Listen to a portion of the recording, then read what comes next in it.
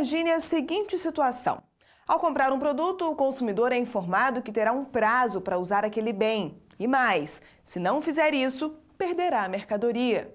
Essa lógica parece absurda, mas era permitida no setor de telefonia.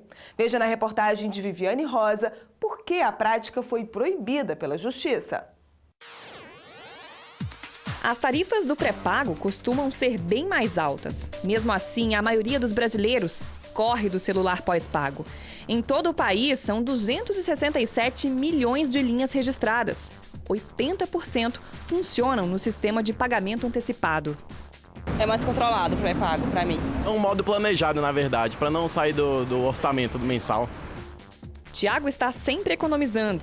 Diz que só faz ligações pelo celular em último caso e que uma recarga de R$20 costuma durar meses. Exatamente por isso, ele já perdeu as contas de quantos avisos recebeu da operadora. Eu já recebi várias mensagens ameaçadoras da minha operadora, dizendo que caso eu não utilizasse meu crédito até um prazo determinado por ela, os mesmos seriam expirados. Uma medida que é contestada por boa parte dos usuários. Eu acho errado, porque você pagou pelo crédito. Eu acho errado, né? Se a gente paga, a gente tem que usar. Eu vejo isso como um abuso muito grande por parte da operadora, porque eu comprei os meus créditos, então eles são meus, né? Então no meu uso eu tenho que usar conforme a minha necessidade. Esse também é o entendimento do Ministério Público, que há anos briga na Justiça Federal contra as operadoras e a própria Anatel. Para os procuradores, a resolução da agência que permite às empresas cancelar os créditos e até mesmo a linha do cliente depois de um prazo determinado é um desrespeito ao Código de Defesa do Consumidor. Se a empresa já foi paga pelo aquele serviço, ela já foi devidamente remunerada, e diga-se de passagem, uma remuneração mais expressiva do que a do serviço de telefonia pós-pago, não há justificativa para simplesmente fixar um limite. Não é o que afirmam as operadoras. Segundo o sindicato que representa as empresas de telefonia, pelo menos 2 motivos sustentam a regra, que estabelece um prazo de 90 a 180 dias para a validade dos créditos.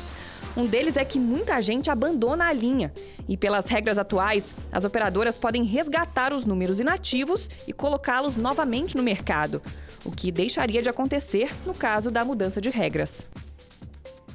Quando um telefone ele deixa de ser utilizado e ele está parado na sua gaveta, ou eu jogo fora, ou o que quer que seja, com 1 centavo de crédito que seja, um pouquinho de crédito que seja, o número do aparelho fica preso na base. Esse número não pode ser utilizado por mais ninguém e esse número ele é um bem finito, é um bem escasso, considerado um bem escasso dentro do sistema de telecomunicações no mundo. Ele garante, quanto mais números na praça, maiores são os gastos da empresa.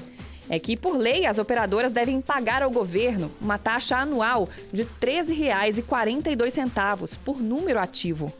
Você tem um celular que dá para a empresa 0 de receita no ano e pagar para o governo só numa taxa R$ 13. Então, existe uma lógica por trás desse regulamento da Anatel. O próprio serviço de telefonia móvel pré-pago, ele é já mais caro, ele já é mais oneroso para o consumidor do que o serviço pós-pago. Ou seja, ele já traz em si embutido uma série de mecanismos para que as empresas possam se defender desse tipo de pagamento que elas devem fazer. Ou seja, eu acredito que se há desequilíbrio, né, nessa relação, com certeza esse desequilíbrio é desfavorável ao consumidor, nunca às empresas. Foi o que também concluiu esse desembargador, responsável pela análise do caso no Tribunal Regional Federal da 1ª Região. O magistrado considerou abusiva a fixação de um prazo para o uso dos créditos e anulou a resolução da Anatel. A ganância nesse mercado tem que ser freada. E aí se traduz no verdadeiro confisco da propriedade, né?